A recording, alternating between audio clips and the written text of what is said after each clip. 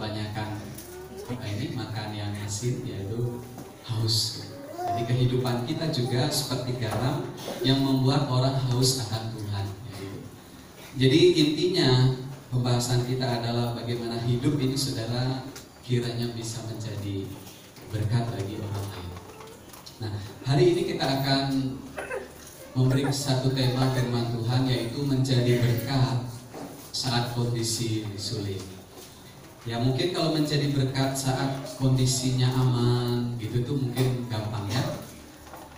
Kalau saudara dalam keadaan yang diberkati, saudara juga ada cukup uang lebih begitu, pasti akan mudah mungkin bisa menjadi berkat bagi orang lain. Tetapi pertanyaannya Bapak Ibu, apakah dalam situasi yang kurang, situasi yang berat, atau situasi yang sulit, kita bisa tetap hidup ini bisa menjadi berkat? Karena itu mari kita akan lihat pembacaan kita di dalam Lukas pasalnya yang ke-11, saudara. Di dalam Injil Lukas pasalnya yang ke-11, kita mulai baca ayat yang ke-5 sampai nanti ayatnya yang ke-13, sampai nanti ayatnya yang ke-13.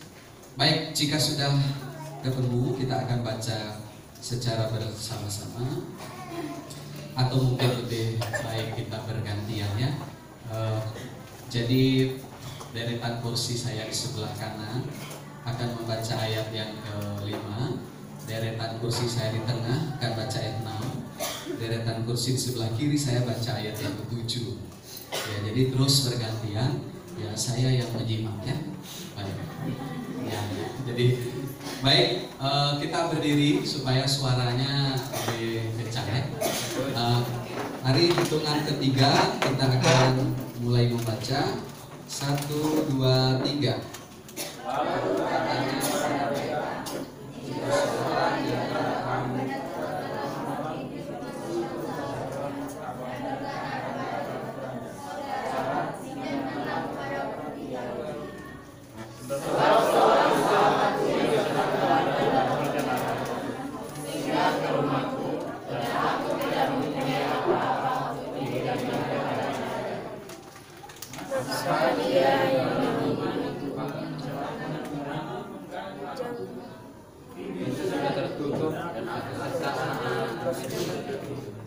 aku tidak dapat bangun dan memberikannya kepada saudara.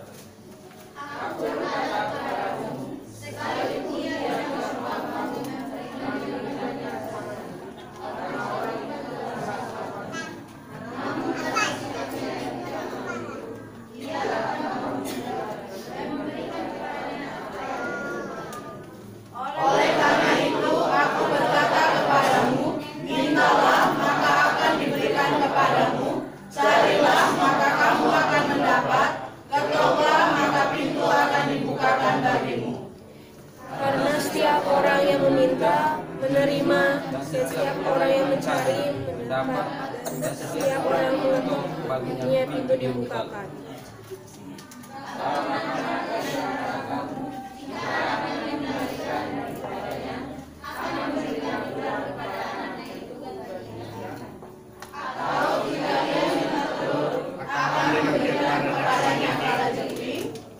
Jadi jika kamu yang jahat kamu memberikan yang baik pada,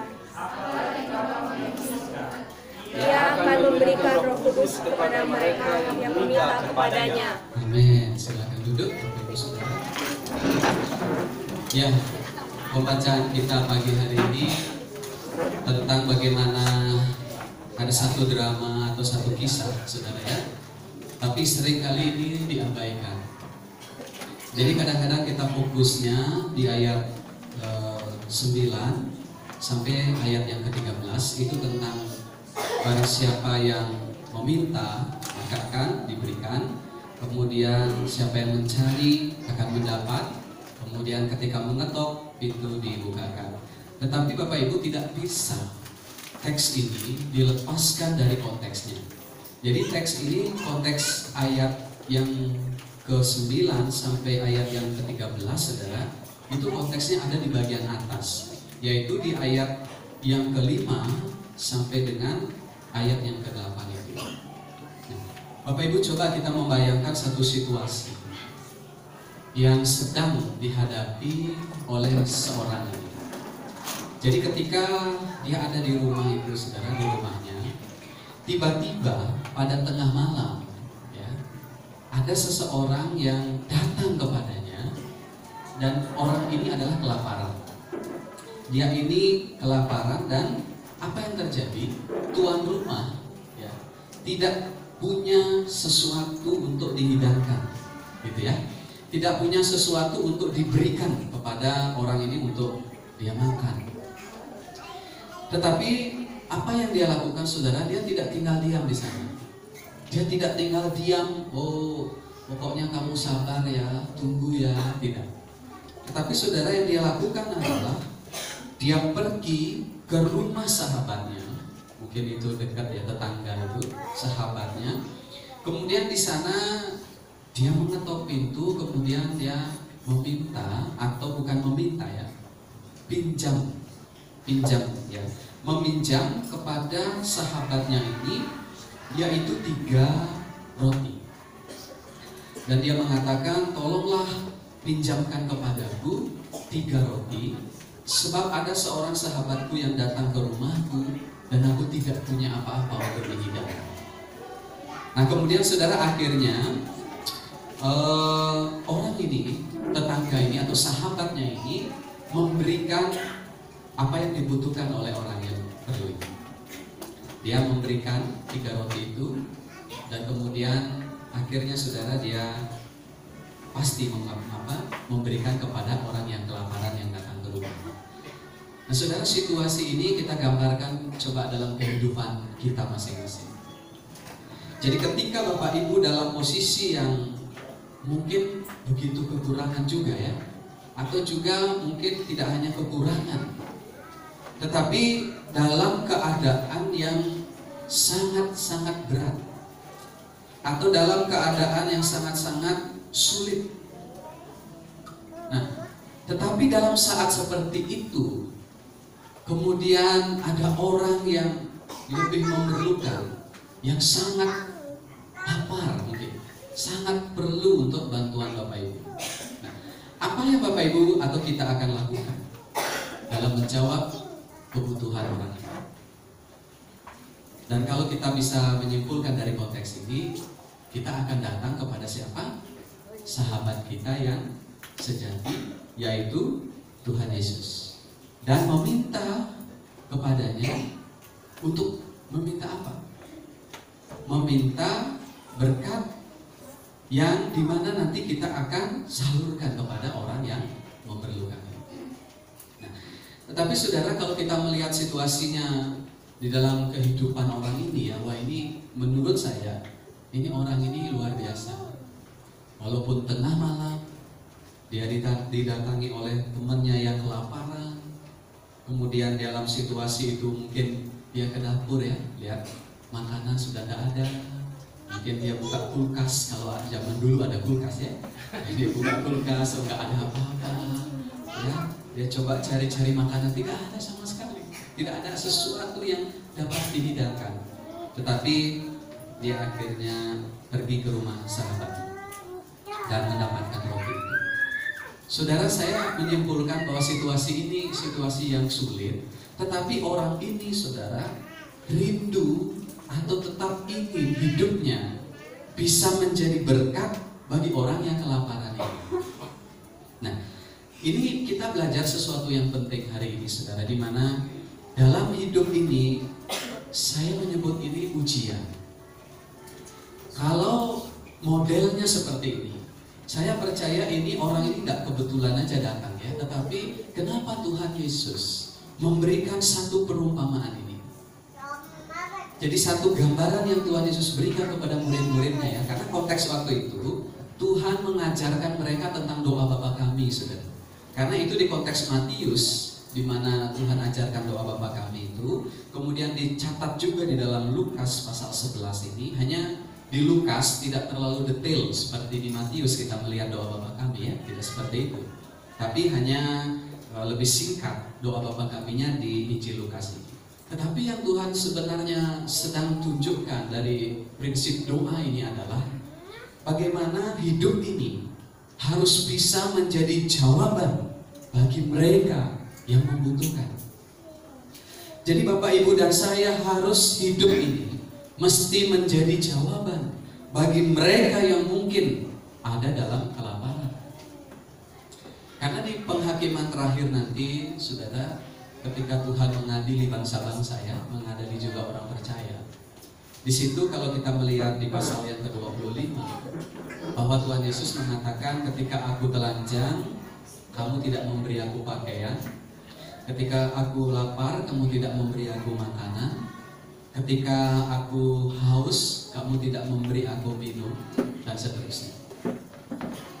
Dan kemudian orang-orang akhirnya bertanya kepada Tuhan, Tuhan, saat kapan kami melihat Engkau telanjang? Saat kapan kami melihat Engkau lapar? Saat kapan kami melihat Engkau haus? Saat kapan kami melihat Engkau di penjara? Kemudian Tuhan Yesus bilang apa?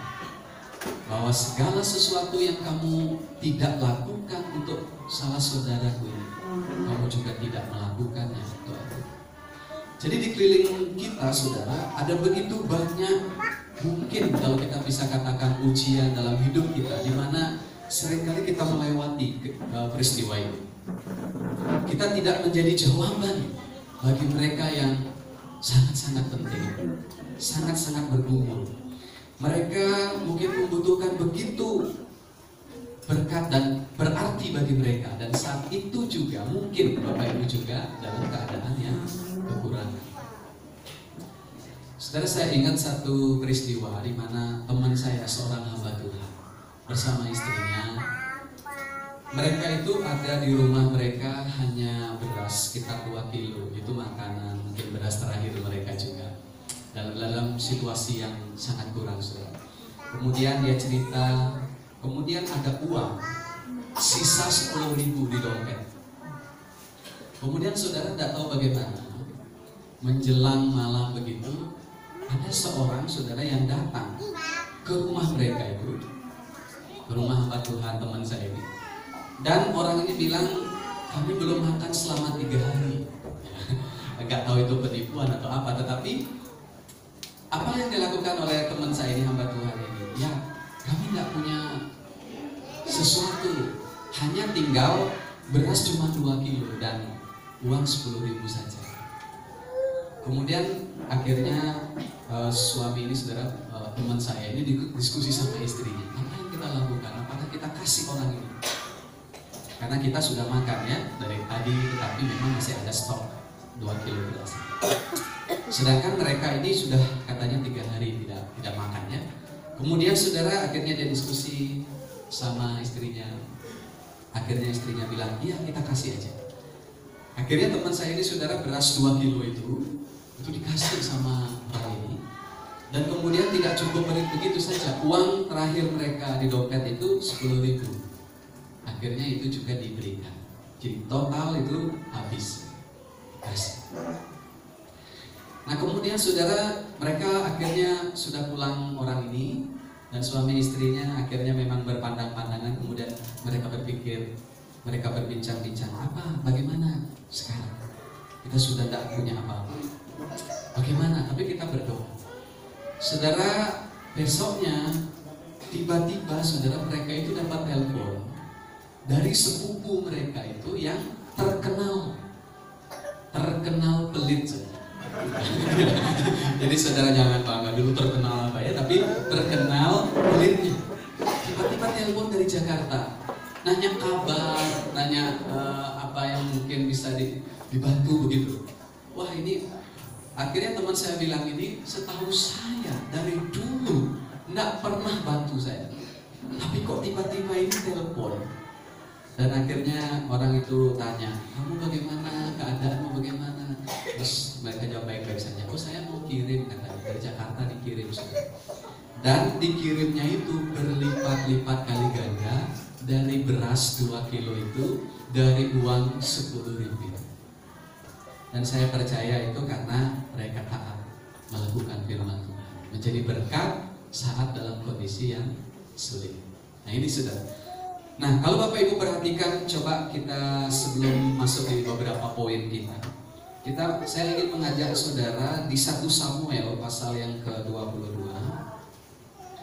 Kita akan melihat satu situasi yang hampir mirip yang dihadapi oleh orang ini ya. 1 Samuel pasal yang ke-22 ayat pertama sampai dengan ayat yang kedua. Kita baca bersama-sama 1 Samuel pasalnya yang ke-22 ayat yang pertama sampai dengan yang kedua. Daud di gua Adulam, 1, 2, 3. Lalu Daud pergi dari sana dan melarikan diri ke gua Adulam. Ketika saudara-saudaranya dan seluruh keluarganya mendengar hal itu, pergilah mereka ke sana mendapatkan dia.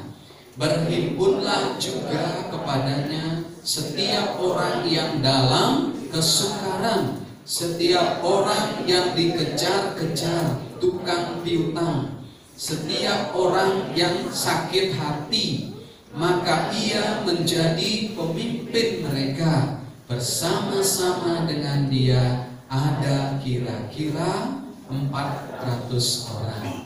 Bapak Ibu hampir mirip situasinya, karena waktu itu Daud sedang stres hidupnya karena dikejar-kejar oleh Saul. Waktu ada di Nob, imam-imam itu dibunuh oleh Saul, Daud luput dari itu. Kemudian dia lari ke Gad. Daud ini pura-pura menjadi orang gila, saudara. Di pintu gerbang itu dia memberi melelehkan air liurnya gitu, supaya tidak dikira ini dia raja sudah diurapi menjadi raja waktu itu. Dan ini benar-benar Saul hendak membunuh dia.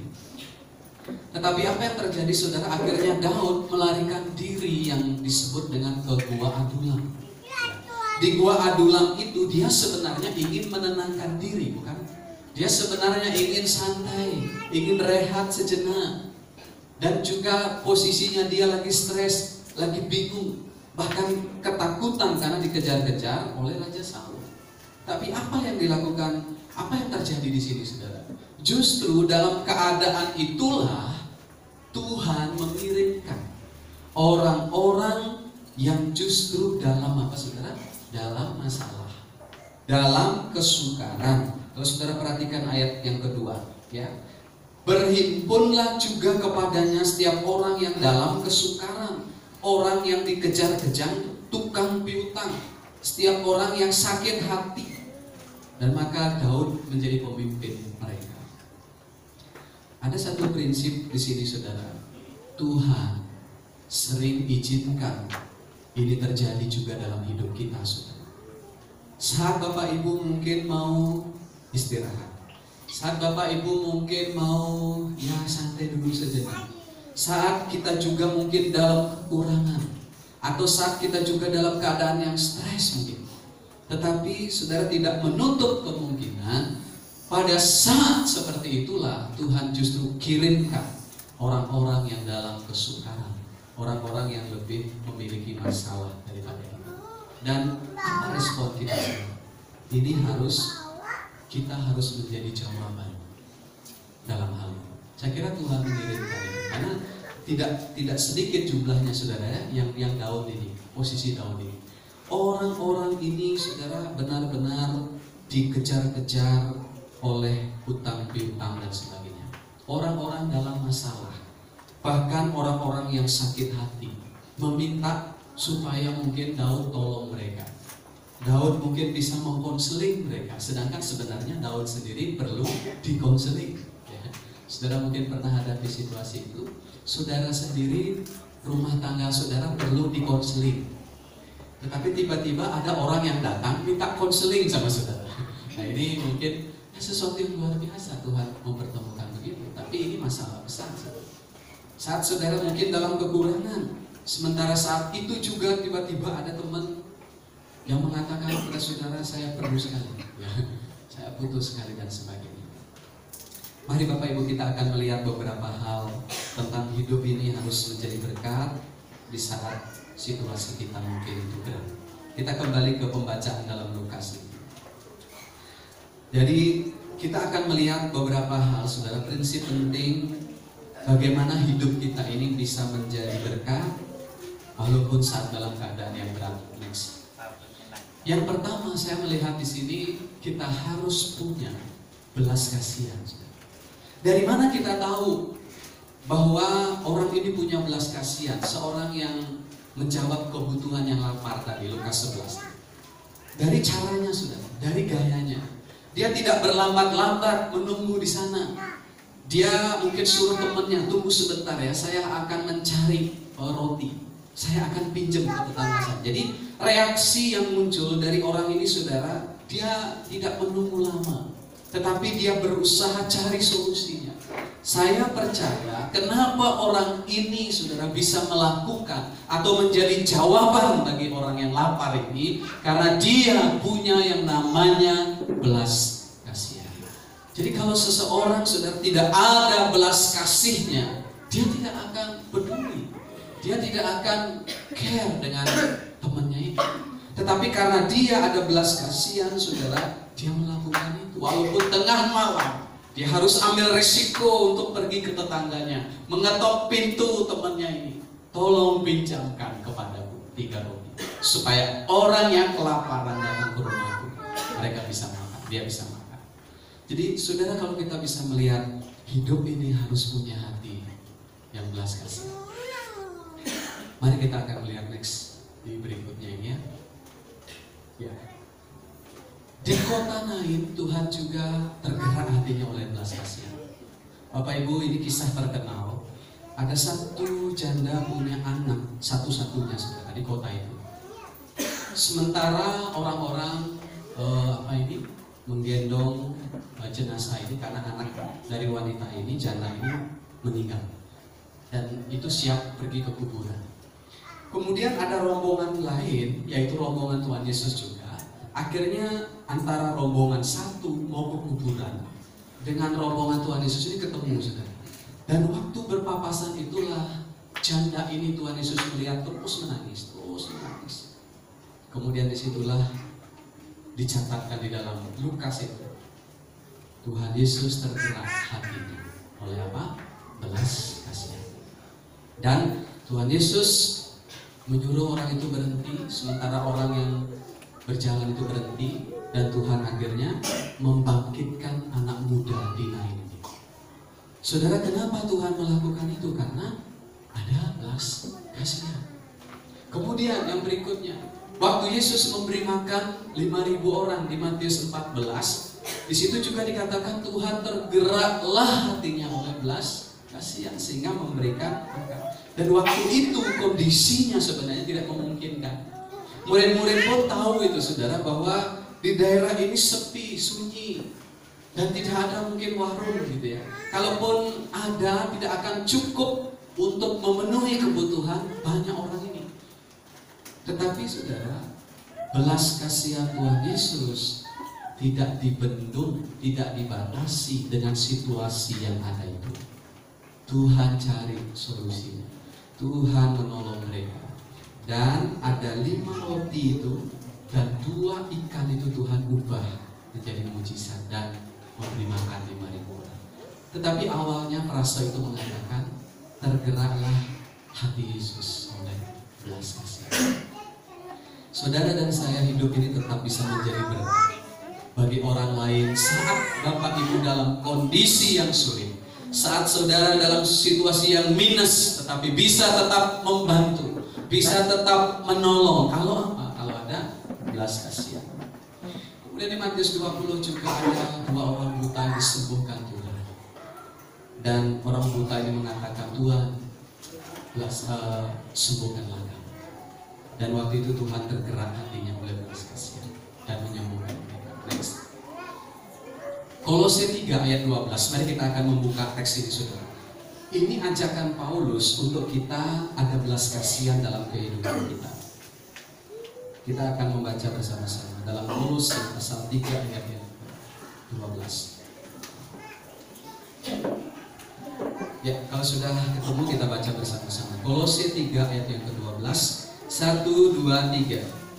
Karena itu sebagai orang-orang pilihan Allah yang dikuduskan dan dikasihinya, kenakanlah belas kasihan, kemurahan, kerendahan hati, kelemah lembutan, dan kesabaran.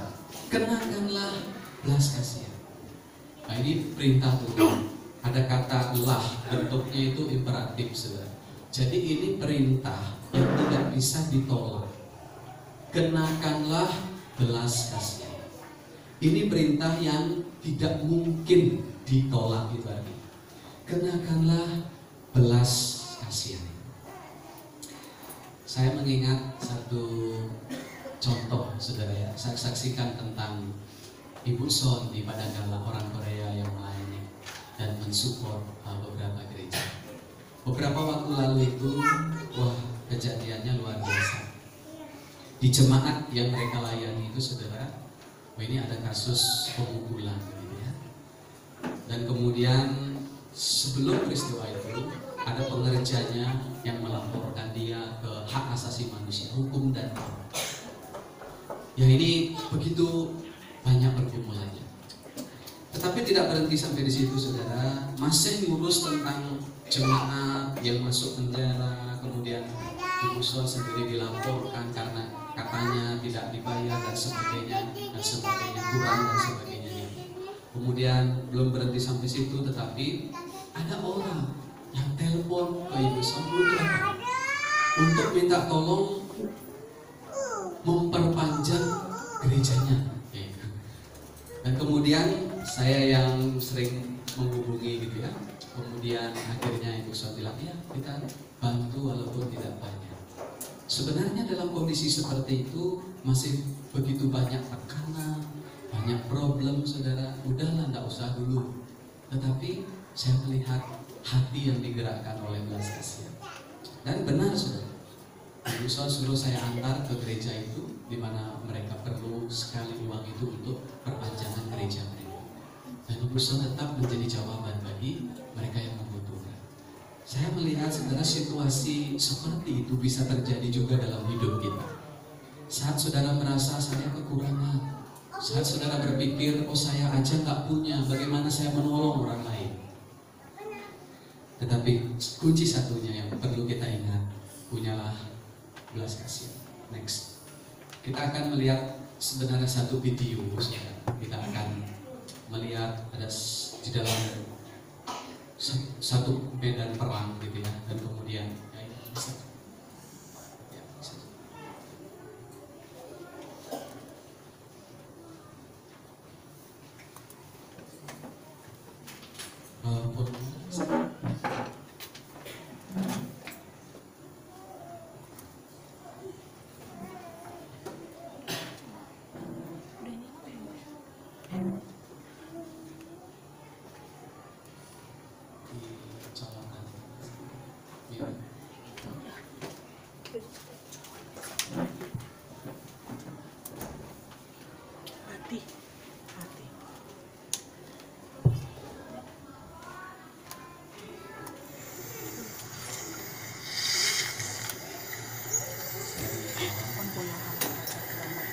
His name is Gordon.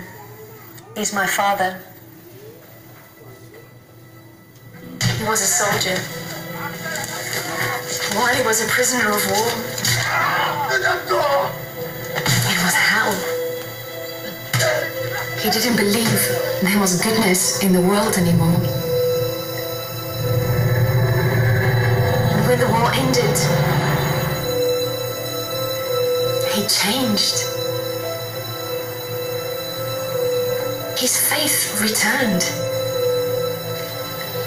He dedicated his life to help other people.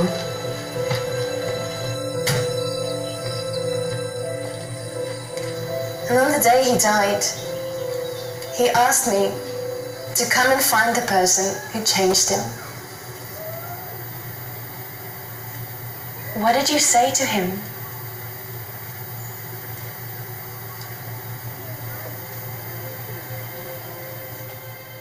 Ow. Ow.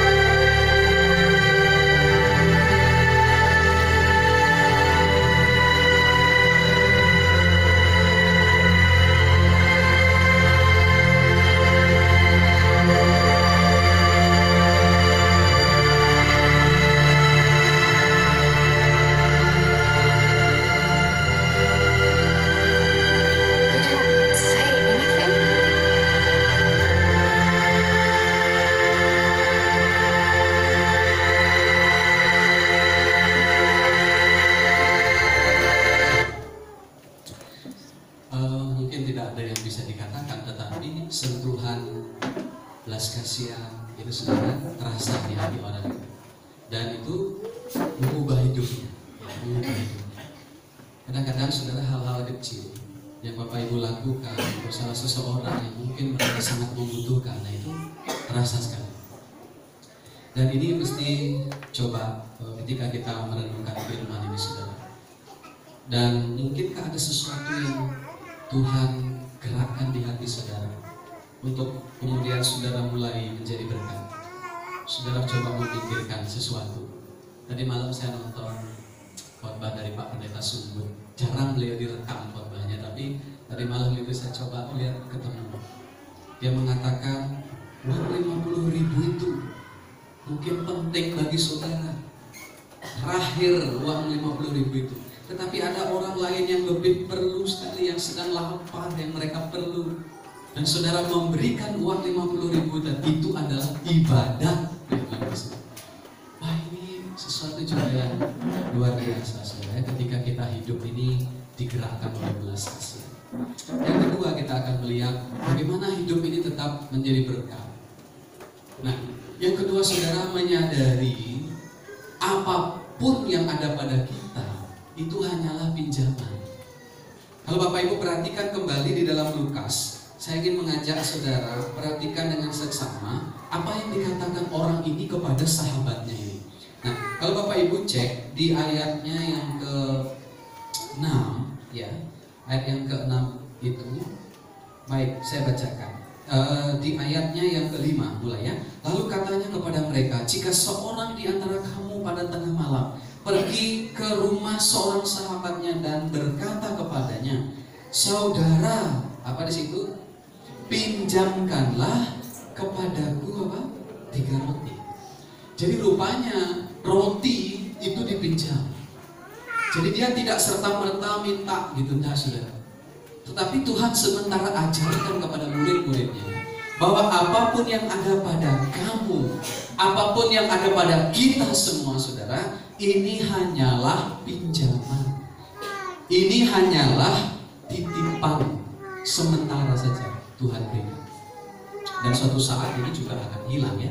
Kita juga nanti akan dipanggil Tuhan, kita akan tinggalkan semuanya. Jadi kalau Tuhan Yesus ajarkan ini, kenapa orang ini tidak minta roti, tapi pinjamkanlah kepadaku 3 roti.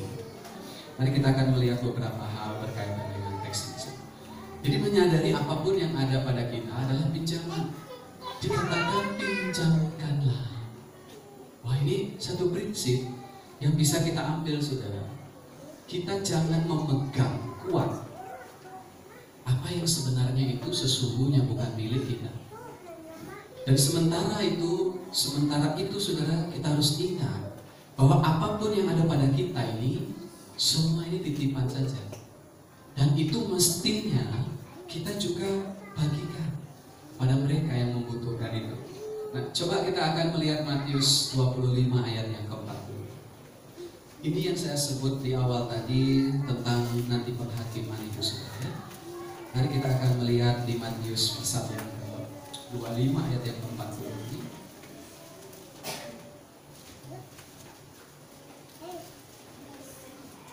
Ya. Jadi kalau dimulai teks sebelumnya, ketika aku telanjang kamu memberi aku pakaian, sakit melawat aku dan seterusnya, muncullah ayat 40. Kita baca sama-sama 1, 2, 3. Dan raja itu akan menjawab mereka, aku berkata kepadamu, sesungguhnya segala sesuatu yang kamu lakukan untuk salah seorang dari saudaraku yang paling hina ini, kamu telah melakukannya untuk aku. Orang-orang ini bertanya, saudara, saat kapan kami melihat engkau lapar? Saat kapan kami melihat engkau haus? Kemudian kesimpulan Tuhan Yesus, saat kamu melakukan untuk salah saudaraku yang paling hina ini, engkau telah melakukannya untuk aku. Jadi berkat yang kita alami, yang kita terima saudara, itu pinjaman. Dan jangan lupa, itu mesti dikembalikan. Dijawablah di ayat yang ke-40 ini. Maka semua yang Bapak Ibu lakukan itu seperti mengembalikan apa yang saudara pinjam, dan itu dikembalikan kepada Tuhan. Jadi semua ini titipan, dan kita tidak boleh seperti pegang erat kuat dan untuk kepentingan diri kita sendiri saja. Tetapi mesti kita ingat bahwa ada orang-orang yang membutuhkan ini untuk bagaimana hidup kita menjadi berkat di sana. Jadi kalau kita tidak sadar saudara ini pinjaman, bahwa akhirnya kita klaim ini semua adalah milik kita semua. Nah ini kita tidak akan bisa menjadi saluran berkat itu. Kita akan begitu sayang sekali dengan harta kita semua. Oh saya pernah saudara, di mana saya praktek di sebuah pelayanan. Mereka keluarga gembala ini ya ada mobil saudara, dan tiap minggu itu dipakai untuk antar jemput. Ya dulu masih mobil yang agak tua sekali ya, itu masih antar jemput ya, tidak ada masalah juga, masih kadang pakai. Tapi ketika ganti mobil yang agak baik lah, waktu itu ada Espas, saudara tahu ya. Nah kemudian saudara setiap weekend itu pasti saya, karena kami bekerja, saya cuci mobil semuanya. Kemudian saudara hari Minggu itu giliran mau jemput ya, tiba-tiba suatu saat itu mereka bilang, oh jangan dulu pakai jemput mobil ini, karena pengalaman minggu lalu ini kaki-kakinya kotor semua ya, jadi jangan dulu ya. Kemudian saya waktu itu sudah, karena perintisan saya ada satu tempat yang dimana jiwa-jiwa yang kami layani itu ada di tengah-tengah sawah. Jadi tengah sawah di pondok-pondok mereka diam di situ itu. Kemudian mereka dari non-Kristen, mereka dari latar belakang Hindu sama seperti kami. Tapi mereka mau menerima Tuhan Yesus sebagai juru selamat. Dan itu kan kalau jalan dari tengah-tengah sawah, ya kan, pematang sawah. Itu kalau menuju ke jalur mobil kan, aspal itu kan masih lah kotor-kotor kan. Bagi saya tidak masalah, karena saya nanti akan tetap juga saya nyuci mobilnya kan, ya tidak masalah. Tapi ya mungkin berbeda prinsip. Ya tapi saudara, tetapi bagaimana Tuhan mengatakan apa yang dilakukan ini sebenarnya dilakukan juga untuk Tuhan. Nah ini, kadang saudara apa yang kita punya itu sepertinya seperti didewakan sekali. Ya, terus saya bilang setiap yang pakai kijang ini, terus saya bilang, ya itu barang fana, ada yang nabrak, tidak apa-apa, yang penting selamat jiwanya. Terus tiba-tiba telepon saya, Pak nabrak ini, terus ada kena ininya, oh tidak apa-apa, itu akan semua berlalu. Ya itu tidak apa-apa, yang penting selamat jiwanya. Biasanya orang kan tanya itu mobilnya dulu ya, kalau tabrakan, bagaimana mobilnya? Ya tidak tanya bagaimana keselamatannya, bagaimana mobilnya, masih utuh atau tidak? Saya tidak tanya begitu, saya bilang bagaimana jiwa selamat, ya selamat, dah aman dah. Terus mereka bilang, saya ganti aja Pak gini-gini, nggak usah, biarin aja gitu. toh juga itu nanti kalau anu lagi ya biarin aja. Saudara, kadang-kadang kalau kita sudah pegang begitu kuat, kita dewakan, dan akhirnya hidup ini tidak bisa menjadi berkat. Jadi next kita akan melihat. Jadi apapun yang ada pada kita ini pinjaman, semua ini milik Tuhan. Saudara keluar dari tempat ini, renungkan, saudara punya apapun ini milik Tuhan, ini pinjaman, ini titipan Tuhan, dan saudara harus pakai untuk memuliakan Tuhan, untuk menjangkau jiwa-jiwa, untuk melayani. Next. Nah, saudara, ada seorang yang saya kenal ini, dia dulu ini seorang angkat-angkat kayu dari hutan sampai ke kampung ya, untuk ada orang yang membangun rumah dan sebagainya. Suatu saat saudara, seorang ini berkunjung ke rumah jemaat yang mereka layani, dan orang ini saudara tergerak belas kasihan karena apa? Karena ada satu keluarga yang dia lihat, dan mereka sharing keluarga ini, mereka sudah kehabisan beras dan mereka tergolong miskin, sangat miskin. Kemudian orang ini saudara akhirnya memang digerakkan oleh belas kasihan, dan dia berdoa sama Tuhan, Tuhan tolong supaya Tuhan kirimkan saya berkat, dan saya ingin menolong orang ini, keluarga ini. Dan benar saudara, besok paginya itu ada ini katanya orang majelis ya, orang kampung di sana sedang keliling-keliling di pemukiman transmigrasi, cari orang siapa yang bisa angkut kayu dari hutan hari itu juga. Akhirnya benar saudara, dia dapatkan itu, dan dia disuruh angkat kayu dari hutan menuju ke perkampungan. Dan kemudian akhirnya sore itu langsung dibayar. Dan waktu dia dapat uang itu, wah, dia ingat doanya itu untuk apa? Doanya adalah supaya dia dapat berkat dan bisa membantu. Akhirnya saudara, semua uang itu yang dia dapat itu dia berikan kepada keluarga itu. Dan saya percaya itu yang dilakukan oleh yang di Injil Lukas itu ya, bagaimana dia menjadi jawaban bagi mereka yang kelaparan, yang membutuhkan ya. Harus ada kesadaran saudara bahwa apapun, sekali lagi ya, ini semua yang ada pada kita pinjaman, titipan Tuhan, dan tidak boleh pegang ragu atau didewakan. Yang terakhir saya sampaikan poin yang terakhir, bagaimana hidup kita bisa menjadi berkat, yaitu harus yakin juga bahwa sahabat sejati kita Tuhan Yesus, dia akan mampu untuk menolong kita, untuk memberikan solusi kita pada saat kita membutuhkan untuk menjadi jawaban bagi orang lain. Jadi saatnya tepat. Kalau kita melihat dalam di Lukas 11 ini saudara, mari kita coba melihat kembali ya. Nah ini next ayatnya mungkin bisa kita temukan di situ di Lukas 11 yang tadi ya. Kemudian di ayatnya yang ke-7 ya, ayat ke-7. Mulai ayat yang ke-6 saya bacakan. Sebab seorang sahabatku yang sedang berada dalam perjalanan singgah ke rumahku, dan aku tidak mempunyai apa-apa untuk dihidangkan kepadanya. Ayat 7 Tuhan Yesus bilang begini, masakan ia yang di dalam rumah itu akan menjawab, jangan mengganggu aku, pintu sudah tertutup dan aku serta anak-anakku sudah tidur. Aku tidak dapat bangun dan memberikannya kepada saudara. Aku berkata kepadamu, sekalipun ia tidak mau bangun dan memberikannya kepadanya karena orang itu adalah sahabatnya, namun karena sikapnya yang tidak malu itu, ia akan bangun juga dan memberikannya kepadanya apa yang diperlukannya. Saudara, walaupun ini tengah malam kondisinya, tapi karena ini adalah sahabatnya, sikapnya juga bagaimana, tidak, walaupun mungkin tidak tahu malu itu, tetapi karena ini temannya, dia akhirnya bantu. Nah, apa yang Tuhan ajarkan?